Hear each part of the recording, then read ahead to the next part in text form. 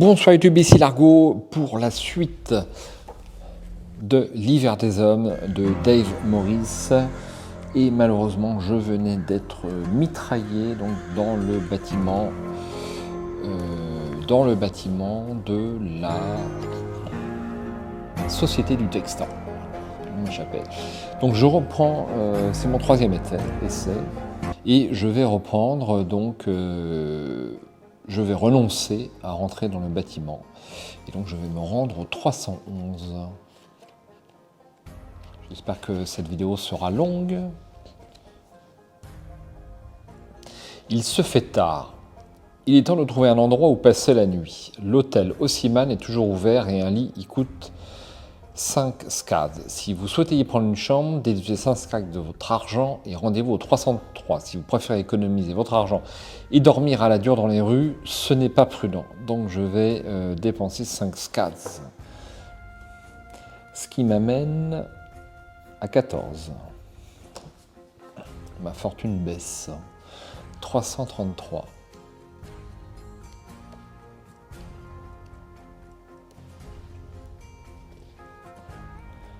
La lumière matinale dissipe les volumes de brume, mais il reste une fraîcheur dans l'air, tandis que vous traversez les rues étroites. Même en cette époque appauvrie, le bazar de l'Eka conserve l'atmosphère pittoresque et colorée qui a fait sa réputation. Les allées sont tout juste assez larges pour qu'un homme puisse passer à côté d'un autre sans se coller à lui. Des volets de bois sombres s'ouvrent sur des échoppes exposant l'artisanat des temps anciens. Tapis et tapisseries, soie, sculptures d'ivoire, filigranes d'or et d'argent, amulettes, épices, vins, teintures et vins et parfums capiteux. Un millier d'odeurs se mélangent dans l'air nébuleux du matin, s'élevant depuis les étals de nourriture où le café frémit dans de hautes bouilloires et les crêpes sifflent sur les plaques chauffantes. Vous passez à côté d'un homme qui fume une longue pipe d'argile. Nul doute que ses ancêtres regardaient par-dessus ce même étal avec les mêmes traits braies, les mêmes traits bruns aux pommettes saillantes. Se trompant sur la signification de votre expression pensive, il vous invite à vous approcher. Regardez mes superbes produits, j'ai des fourrures épaisses pour vous protéger du froid. Si vous voulez acheter un manteau de fourrure, rayez 3 scads et ajoutez-le à vos possessions. Lorsque le commerçant apprend que vous entreprenez un voyage, il insiste pour que vous le suiviez dans une cour encastrée entre d'étroits bâtiments où son cousin vend des animaux et des esclaves. Si vous l'accompagnez, rendez-vous au 338. Si vous préférez explorer le reste du bazar, rendez-vous au 359. Alors déjà, je vais acheter un manteau de fourrure, c'est utile. Manteau fourrure. Et je passe donc à 11 scads. J'ai pas tellement envie de l'accompagner. Donc là, je vais suivre mon instinct. Parce que lorsqu'on vend des esclaves, on est peu recommandable. Alors, 359.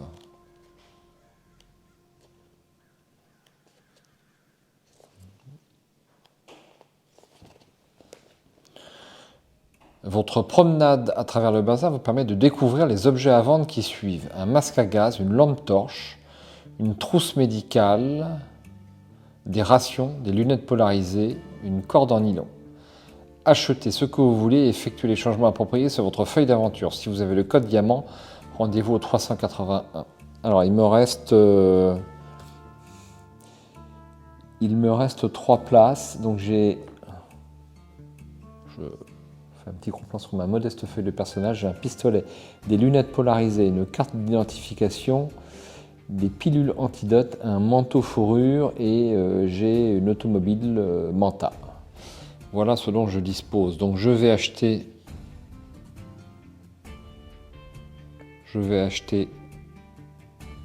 2 rations qui je suppose me retiennent un élément, enfin un emplacement, donc 2 rations. C'est pas beaucoup, hein. Allez, 3 rations. Ce qui m'amène donc à 5. Et puis, je vais acheter une corde. Il me reste 2. Voilà. J'ai le code diamant. Je vais... je note ma corde avant d'oublier. Corde nylon. Rendez-vous au 402.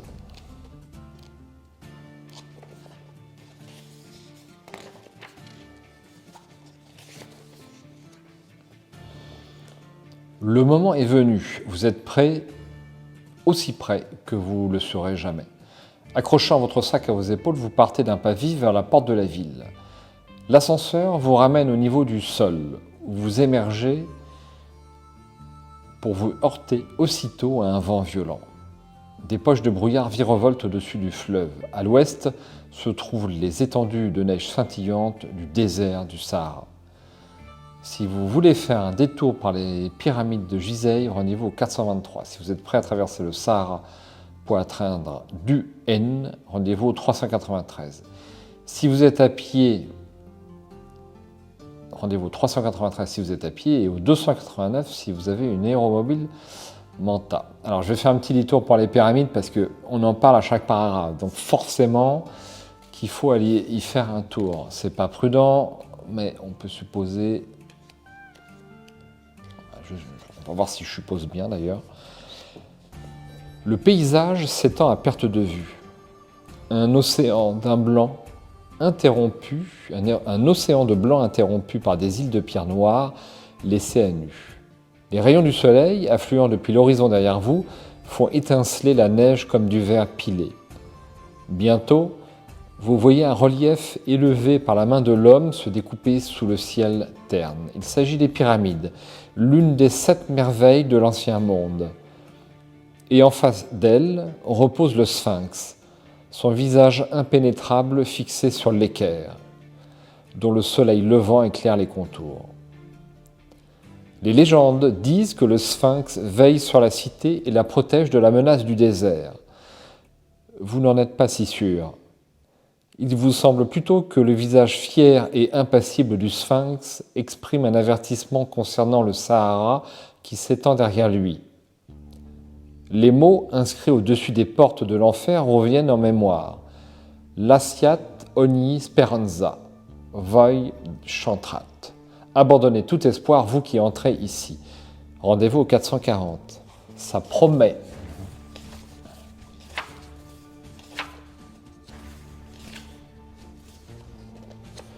Le plus grand de tous les monuments rassemblés ici est la pyramide de Khéops, une structure de pierre noire et lisse haute de 150 mètres. Une longue rampe mène à une porte située aux 2/3 de la face est. Vous effectuez l'ascension, votre souffle formant des bouffées de vapeur dans l'air froid. Vous atteignez finalement la lourde porte d'acier. Un symbole est gravé dans le métal, mais cet emblème d'une cause depuis longtemps oubliée ne signifie rien pour vous. Le vent hurle plaintivement autour du sommet de la pyramide. Si vous avez le code Umbada 167, sinon vous pouvez utiliser la roublardise que je n'ai pas, la paradoxie que je n'ai pas, et si vous ne disposez d'aucune de ces possibilités, je vais au 361. Je crains que ça soit assez court pour les pyramides.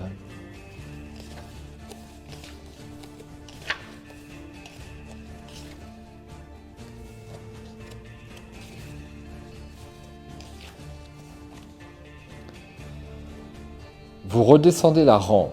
Les rayons presque horizontaux du soleil anémié vous font ressortir le froid davantage que s'il faisait nuit. Si vous avez une aéromobile Manta 289, c'est bien le cas.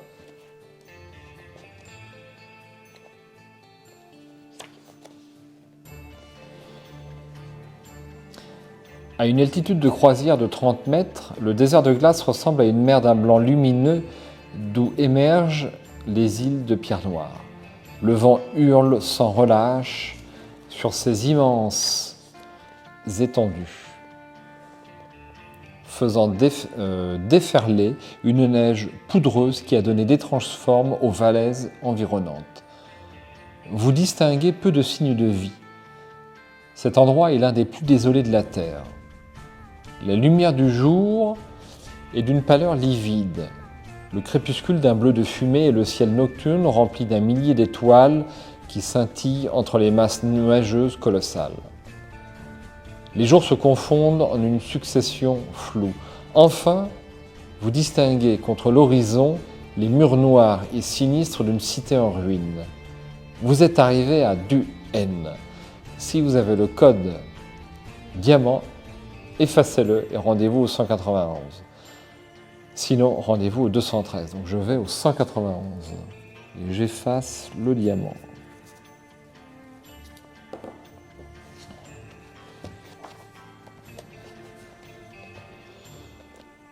Les portes de Du-N, grandes ouvertes aux éléments, laissent les larges avenues enfouies sous d'épaisses dunes de neige. Les bâtiments sont des monolithes de pierre noire, restent désolés d'une civilisation depuis longtemps disparue. Leur vaste échelle et leur froide décoration géométrique leur donnent une apparence hors de proportion avec l'âme humaine. Ce spectacle vous déprime autant qu'il vous écrase. Impressionnante architecture, hein ? Fait Bosch, levant les yeux sur une haute tour noire dont le dôme fait penser à une tête décharnée contre l'arrière-plan blanc et mort du ciel. Vous observez un mince filet de fumée s'élevant d'un feu de camp sur la place principale de la cité. Il semble que nous n'avons pas été les seuls à répondre à l'appel de Gaïa, dites-vous sobrement. Allons faire les présentations. Rendez-vous au 243.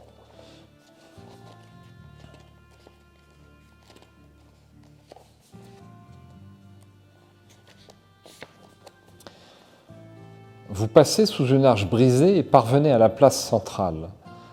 Cet espace d'environ 300 mètres de large, au pavé recouvert de neige, est entouré de palais en ruine qui brillent comme du plomb dans l'atmosphère blanche. Plusieurs feux de camp ont été érigés près d'une colonnade abattue. En vous approchant, vous voyez que crépitent dans les flammes des morceaux de meubles antiques et des portes brisées, des trésors artistiques sans prix, butin de la cité autrefois prestigieuse de Du-N.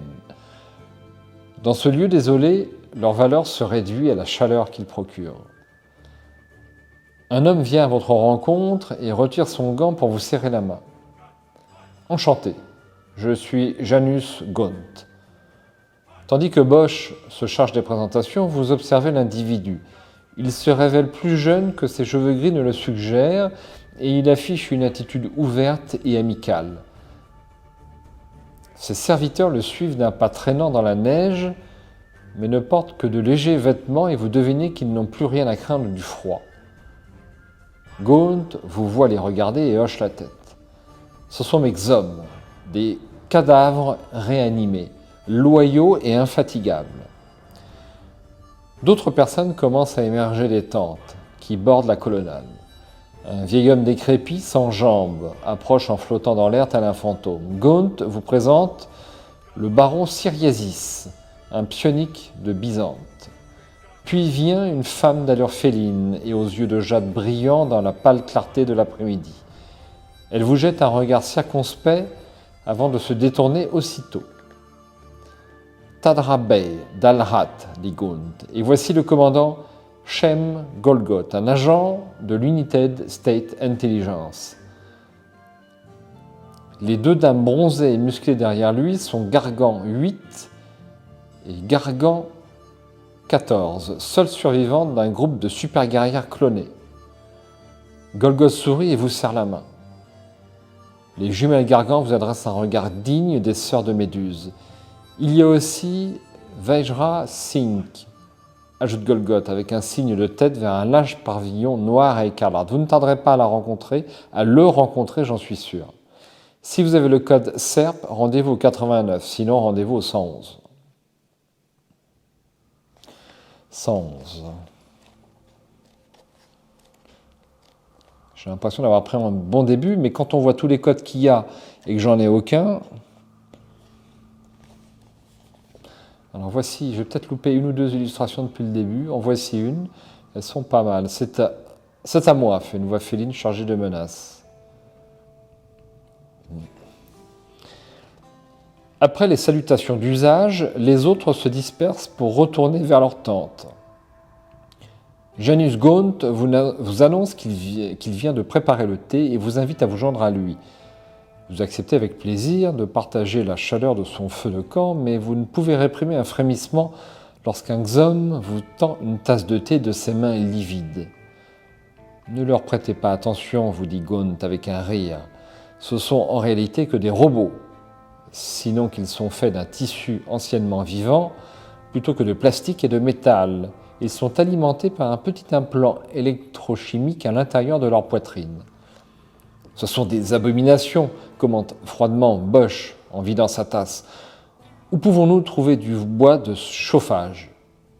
Gaunt est surpris par la grossièreté de Bosch, mais répond courtoisement. Prenez-le dans les bâtiments qui entourent la place, les volets en bois de mûrier, au-dessus desquels vous vous réchauffez les mains. Par exemple, date de la Perse du Xe siècle. Il est dommage de brûler de telles antiquités, mais les anciens propriétaires n'en ont plus l'usage. Bosch se lève avec un grognement et s'éloigne, pénétrant dans un bâtiment par une porte étroite. Lorsque vous le rejoignez, il est en train de promener sa lampe torche autour de lui. « Ah, voilà du bois de chauffage déjà prêt à l'usage, observe-t-il. « C'est à moi !» fait une voix féline et chargée de menaces en provenance de l'entrée. Tadrabet se tient dans l'embrasure, les muscles tendus comme ceux d'une panthère, un lance-fléchette mortel à la main. « À terre !» rugit Bosch. Il percute votre dos comme un boulet de canon et vous propulse contre Tadrabet. Elle et vous roulez dans la neige à l'extérieur.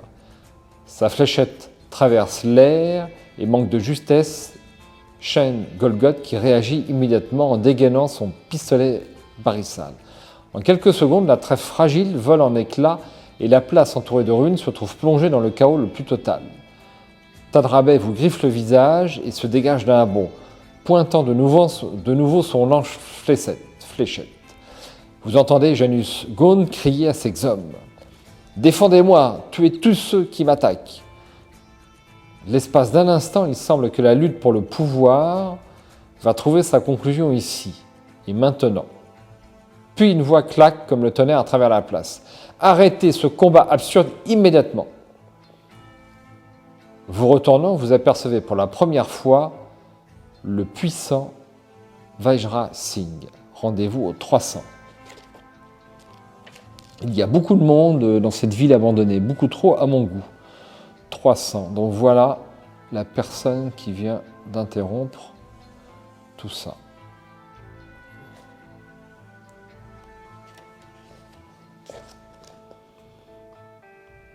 Vajra Singh se dresse comme un démon dans la neige. Un homme taillé dans le granit, au visage sombrement taciturne et aux yeux de lion.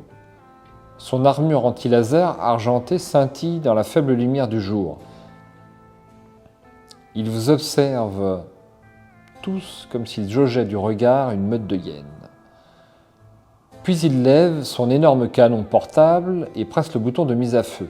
Un rugissement volcanique déchire l'air lorsqu'un torrent de plasma incandescent jaillit de l'arme et vient frapper les murs qui vous surplombent, couvrant la place d'une pluie de roches en fusion.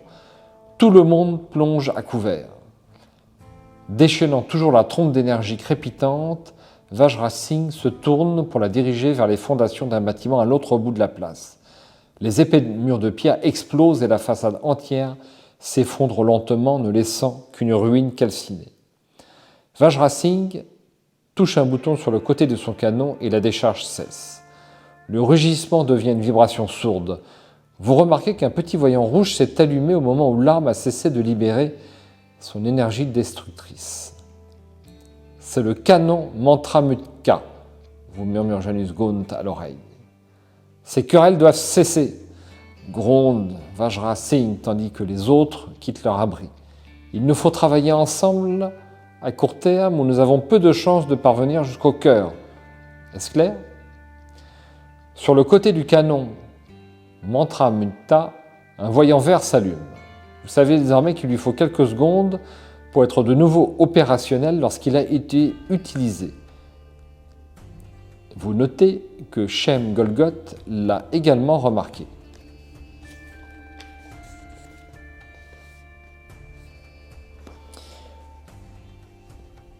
Alors, ne recevant pas d'autre réponse qu'un silence renfrogné, Vajra Singh poursuit. Sur cette place, nous observerons une trêve. Cette trêve ne s'appliquera pas lorsque nous explorerons les souterrains qui se trouvent sous ces ruines. Les subordonnés et les serviteurs ne participeront pas aux expéditions. Cette compétition doit déterminer celui d'entre nous qui mérite le pouvoir ultime, pas celui qui a les moyens d'engager le plus de gardes du corps. James Gaunt regarde les visages qui l'entourent, puis prend la responsabilité de répondre. Nous acceptons ces conditions. Faisant voler les pans de son manteau majestueux, Vajra Singh se détourne et marche à grandes enjambées jusqu'à la tente où l'attendent 4 serviteurs. Si vous avez le code s'habiller, rendez-vous au 235. Si ce n'est pas le cas mais que vous avez une trousse médicale, rendez-vous au 257. Si vous avez une aéromobile Manta, vous trouverez une trousse médicale dans le coffre. Si vous ne remplissez aucune de ces conditions, rendez-vous au 270. J'ai donc bien une trousse médicale. 257.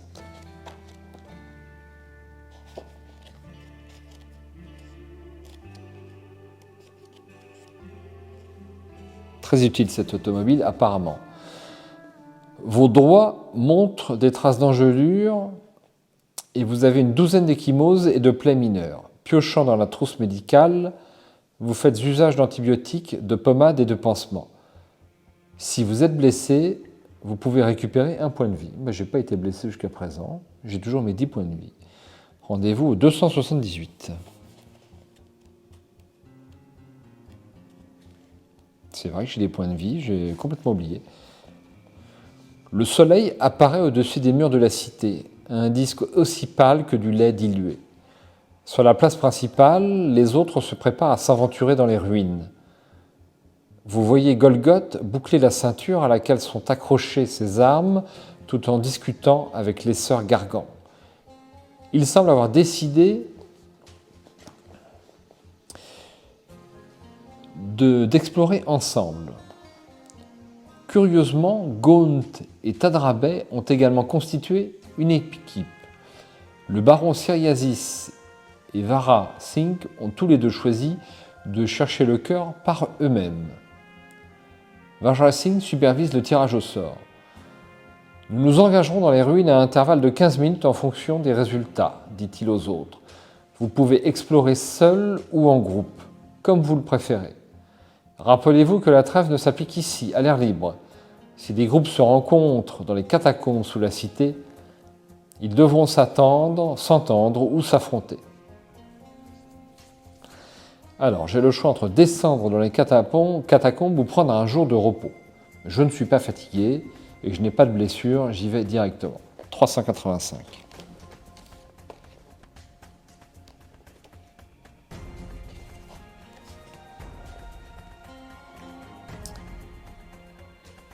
Il n'y a tout d'abord aucun signe de vie de Kyle Bosch, mais vous finissez par le découvrir somnolent dans son sac de couchage, près des restes du feu de la veille. Ils ne trouveront aucune trace du cœur aujourd'hui, estime-t-il. Il est plus sage de nous reposer et de récupérer des forces, pour le moment. Lorsque le cœur sera découvert, ça sera la guerre à outrance. Il faudra que nous y soyons prêts. Vous voyez Shem Golgoth vous faire un signe de la main et vous approchez de l'endroit où il se tient avec les sœurs Gargan. Est-ce que tu prévois d'aller explorer aujourd'hui, demande-t-il. Si c'est le cas, tu es le bienvenu dans notre groupe. Les sœurs Gargan ne semblent pas de cet avis, mais elles ne disent rien. Si vous préférez passer la journée à vous reposer, rendez-vous au 363. Si vous acceptez l'invitation de Golgoth, rendez-vous au 406. Si vous avez le col Gilgamesh, au 16 et au 16 sinon.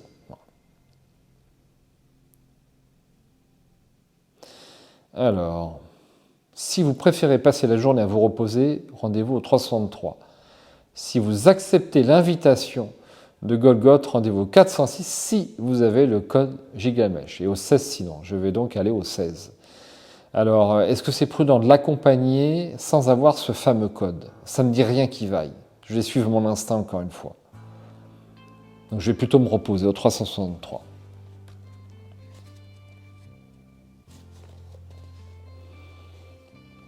Vous vous reposez toute la matinée, récupérant 1 point de vie. Exception si vous avez le code sablier. Vous éprouvez un début de fièvre et vous ne récupérez pas. Les autres commencent à revenir vers midi. Les premiers sont James Gaunt et Tadra Bey. Ils ont exploré un réseau de tunnels sous la place, mais n'ont trouvé aucun indice concernant l'emplacement du cœur. Le suivant est Chem Golgoth, émergeant d'un bunker militaire qu'il a exploré en compagnie des sœurs Gargan. Il n'y a pas trace des jumelles, et lorsque vous interrogez Golgoth à leur sujet, il ne vous répond que d'un clin d'œil.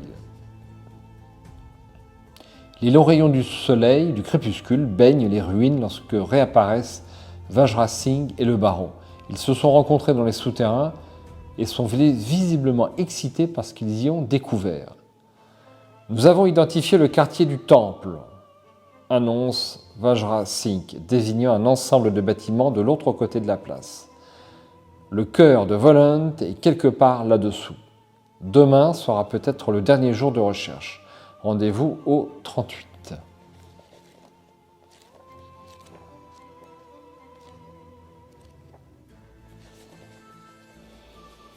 Si vous avez le code Uruk, effacez-le et notez à nouveau Gigamesh. Ce n'est pas le cas. Alors que la nuit tombe, un étrange scintillement lumineux apparaît dans le ciel, comme un rideau translucide déployé à travers le cosmos. Janus Gaunt lève les yeux et vous dit qu'il s'agit de l'aurora cordis, causée par des particules spatiales qui viennent heurter le champ de radiation paradoxal émanant du cœur de Volant. Vous contemplez le spectacle magnifique avec admiration et humilité. Le rideau de lumière frémit et ondule dans les cieux. Il est incroyable de songer qu'une seule fraction du pouvoir du cœur peut créer quelque chose de si gigantesque, remarquez-vous dans un murmure. Gaunt glousse. Le pouvoir du cœur est bien plus grand que cela, assez grand pour créer des mondes et changer la course des étoiles, si l'on en croit la légende. Et tu y crois? Il vous jette un regard étrange, presque effrayé. Y croire? J'ai étudié les documents scientifiques. Je sais que c'est vrai. Si vous avez le code Némésis, rendez-vous au 60, sinon rendez-vous au 82. J'ai aucun code. C'est pas plus compliqué que ça. J'ai dû louper plein de trucs.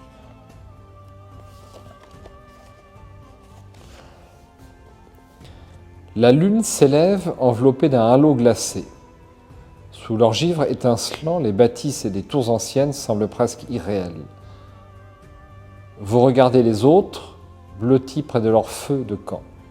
Personne n'a grand-chose à faire. Chacun est habité par ses espoirs personnels, ses rêves et ses craintes de ce qu'apportera le lendemain. Tous savent que la fragile trêve... Alors, je vais recadrer ma caméra parce que j'ai l'impression qu'elle bouge légèrement. Excusez-moi. Hop. Voilà. Petit problème logistique. Tous savent que la fragile trêve connaît ses dernières heures. Quand le cœur sera découvert, ça sera chacun pour soi. Comment pourrait-il en être autrement, quand l'enjeu n'est rien de moins que le pouvoir d'un dieu?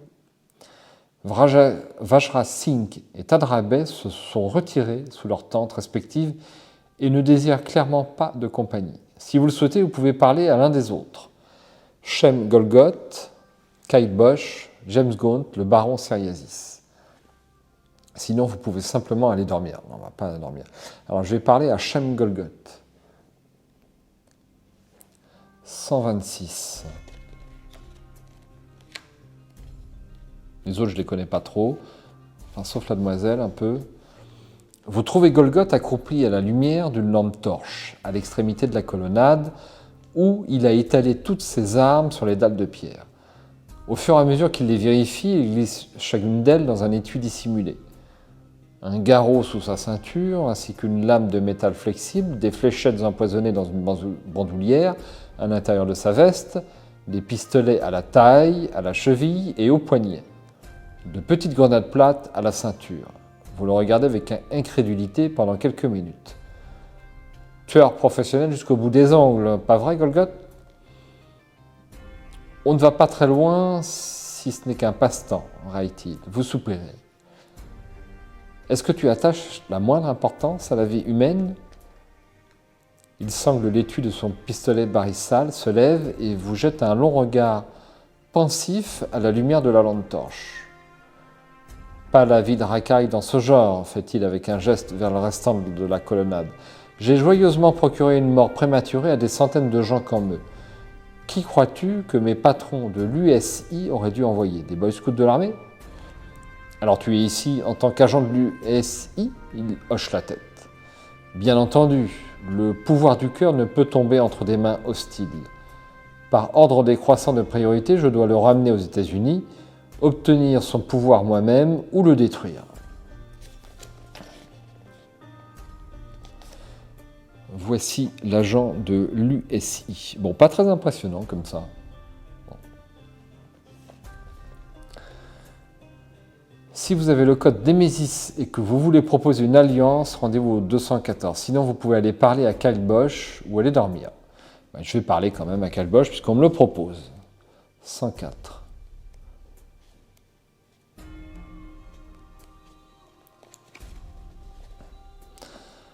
Bosch parade autour du feu de camp sous la colonnade, exposant ses plans quant à la manière dont vous partagerez le pouvoir du cœur. Perdu dans vos propres rêves, c'est à peine si vous entendez ces paroles. Finalement, vous levez la tête et lui demandez « Pour quelle raison est-ce que tu désires le pouvoir absolu, Bosch ?» Il s'immobilise et vous adresse un regard incisif. L'espace d'un instant, il vous semble qu'il va vous donner une réponse honnête. Mais ce n'est pas le cas. Qu'est-ce que tu racontes? Tu hésites? Pas maintenant, voyons, alors que nous touchons à la victoire, il ne faut pas être aussi timoré. Si vous avez le code Némésis et que vous voulez suggérer une alliance, rendez-vous au 236. Si vous préférez prendre un peu de repos, rendez-vous au 192. J'ai aucun code, mon Dieu, mon Dieu. 192.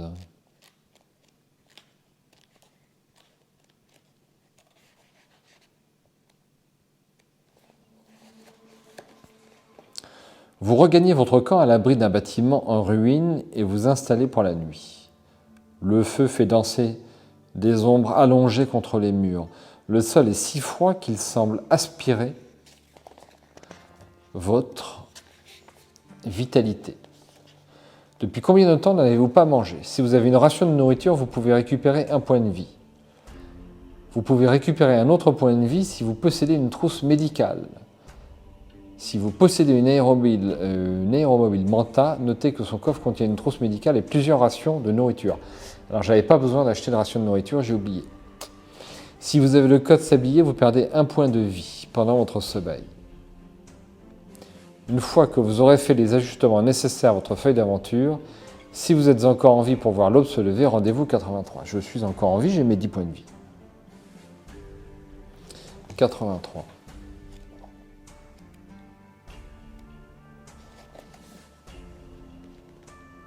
Le ciel est bleu et limpide avec quelques traînées distantes de nuages gris. La neige craque sous vos pieds tandis que vous traversez la place pour rejoindre Kyle Bosch. Le baron Seriasis émerge de sa tente en flottant. Vous regardez autour de vous, mais la place est déserte à l'exception des groupes de serviteurs qui attendent le retour de leur maître. Les autres sont déjà descendus, vous informe Bosch. Vajra Singh est parti avec Golgoth vers le centre du réseau souterrain. Tadra Bey a emprunté les tunnels de métro voisins. Janus Gaunt n'était plus là lorsque je me suis réveillé. Je suggère que nous partions ensemble dans ce cas, dit le baron d'une voix brusque.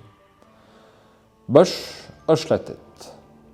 Entendu, si nous trouvons le cœur, notre alliance durera jusqu'à ce que nous nous soyons occupés des autres équipes. Par où allons-nous descendre?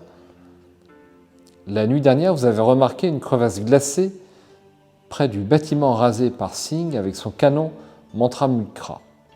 Vous le montrez aux autres. Ça semble mener vers les caves. Nous y trouverons peut-être le moyen d'accéder aux catacombes du temple. Le baron jette un coup d'œil dans la crevasse, puis hoche la tête. Je sens que c'est un chemin favorable. Il nous mènera au cœur. Si vous avez une aéromobile Manta, rendez-vous au 17. Dans le cas contraire, rendez-vous au 39. J'ai une aéromobile.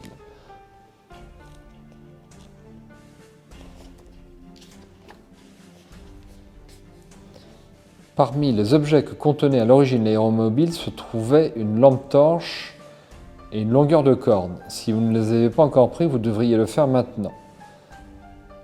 À en croire le pressentiment du baron, le moment de vérité est proche. Une fois que vous aurez modifié ou non votre liste d'équipements, rendez-vous au 39. Eh bien, je vais rajouter une lampe torche comme 10e objet. J'ai pas bien lu ce qu'il y avait dans le coffre de la mantra, et du coup j'ai dépensé de l'argent pour rien. Bref, 39. Vous descendez prudemment dans la crevasse. Les parois sont couvertes de givre et vous devez presser votre dos contre la roche abrupte pour éviter de glisser. Après un long moment, vous distinguez une clarté diffuse en contrebas et vous émergez sur une corniche surplombant une vaste caverne souterraine. Le rugissement distant du vent frappe vos oreilles, amplifié par l'espace qui vous entoure.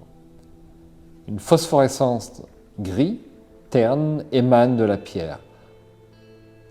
Descendu jusqu'au sol de la caverne, vous avancez au milieu d'une forêt de minces stalagmites qui scintillent comme d'anciennes bougies. Le baron Syriazis flotte à vos côtés comme un grotesque mannequin brisé. Il tend un doigt. Il y a un gouffre devant nous.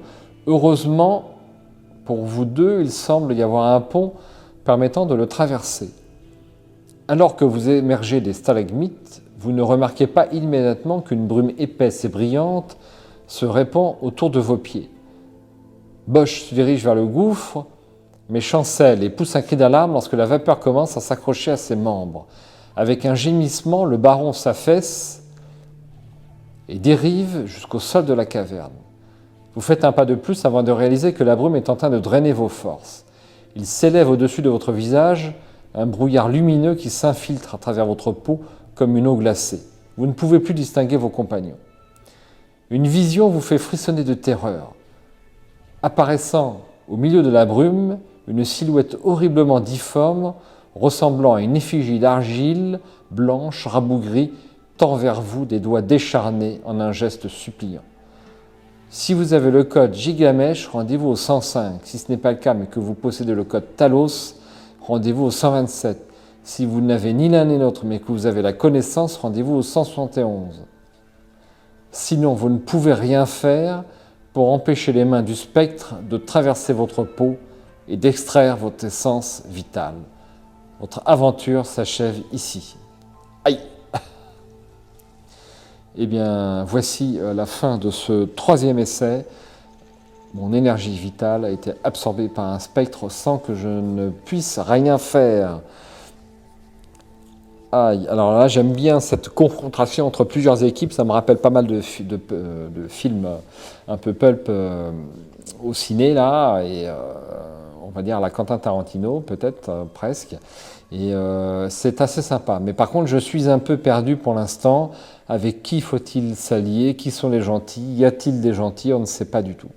Et à part l'automobile, qui, semble-t-il, m'a fait économiser pas mal de temps et de tracas, eh bien, c'est un échec. Alors, je vais être obligé de recommencer au début la prochaine fois, parce que là, je ne vois pas du tout. Donc, peut-être que je prendrai eh bien, l'autre chemin, c'est-à-dire par la jungle de la Lyonesse.